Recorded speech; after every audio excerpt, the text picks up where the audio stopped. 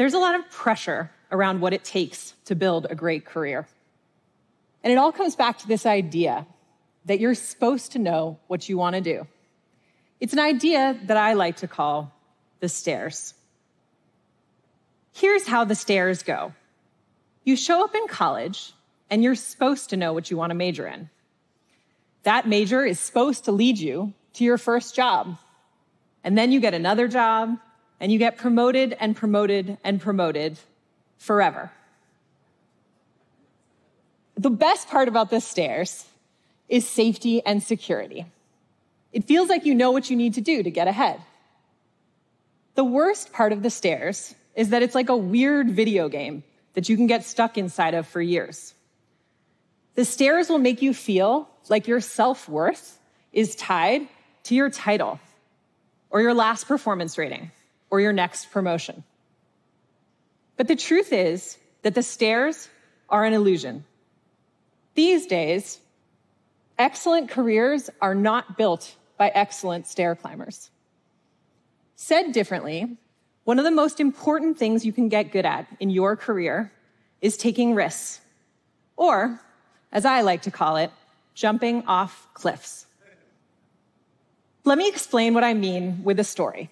When I was 25, I got offered a crazy job.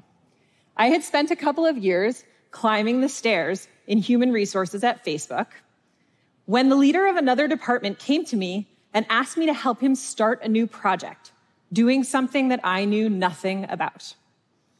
It was a long-term project, it was risky, and a lot of people told me it would probably fail.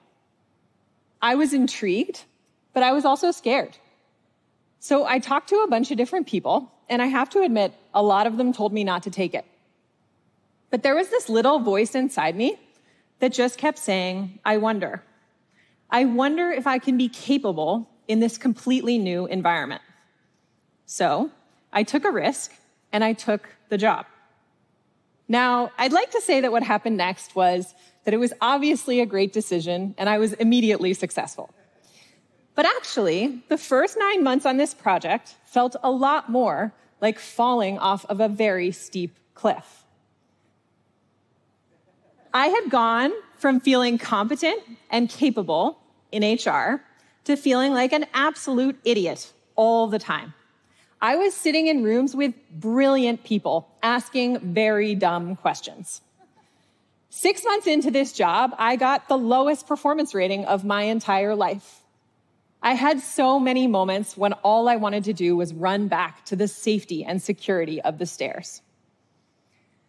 But about 9 months in, something interesting happened. I had to lead a meeting. It sounds simple, but it was a big meeting. It was a complicated debate about a nuanced part of this project. I was successful, and I so vividly remember walking out of that meeting feeling like myself again. I had gone from feeling like a beginner in this new environment to feeling confident and capable. I spent another 3 years on this project learning and growing, and on the other side of it, I was a completely different person. I was offered jobs that no one would have offered me if I had stayed in HR. That's the thing about jumping off cliffs. It doesn't just take you a couple flights up on the stairs. It's like a weird elevator that takes you to a whole new place. Cliff jumps teach you who you are and what you are capable of in ways that the stairs can never. To get good at jumping off cliffs, you have to get good at 3 things. The first is actually jumping off the cliff. After many years of coaching people through career decisions, I know that sometimes it is just not the right time to take a risk. But I can also tell you that most people do not stay stuck on the stairs out of necessity. They stay there out of fear. The trick is to learn to tell the difference between the kind of fear that says, I'm scared I might run out of money, which you should actually listen to, and the kind of fear that says, I'm scared I might fail. which you should take as a giant green flashing light to jump. Cliff jumps teach you what you are capable of in spite of fear. The second thing you have to get good at in order to get good at jumping off cliffs is surviving the fall. Jumping off a cliff is taking a giant step backwards into the land of being a beginner again. That means it's a very big learning process. And with that comes a huge emotional roller coaster. Daily, weekly, sometimes hourly.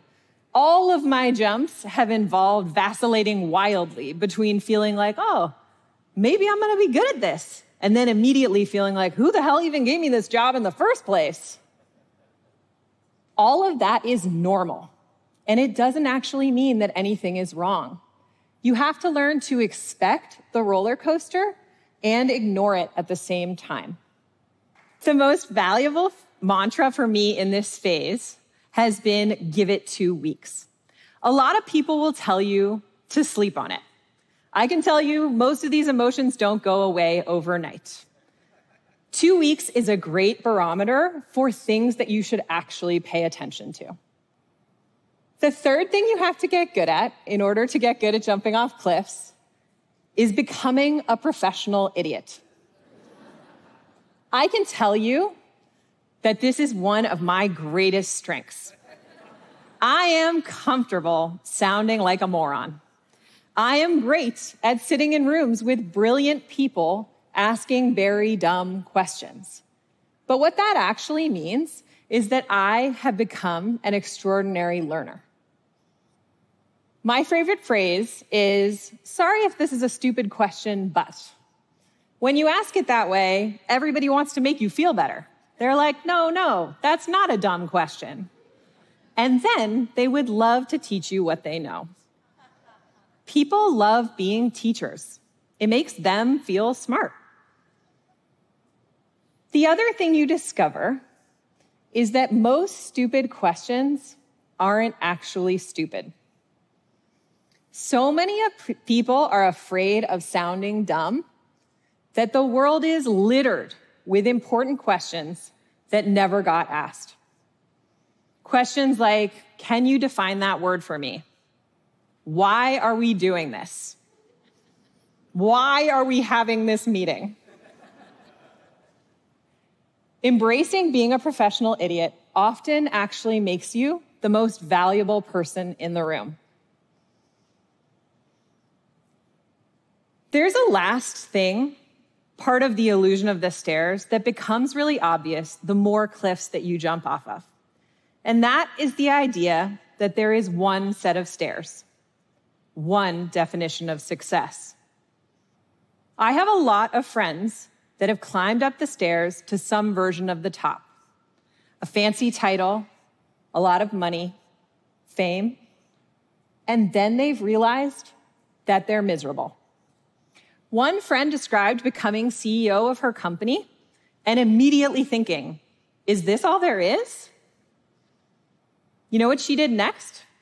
She jumped off a professional cliff.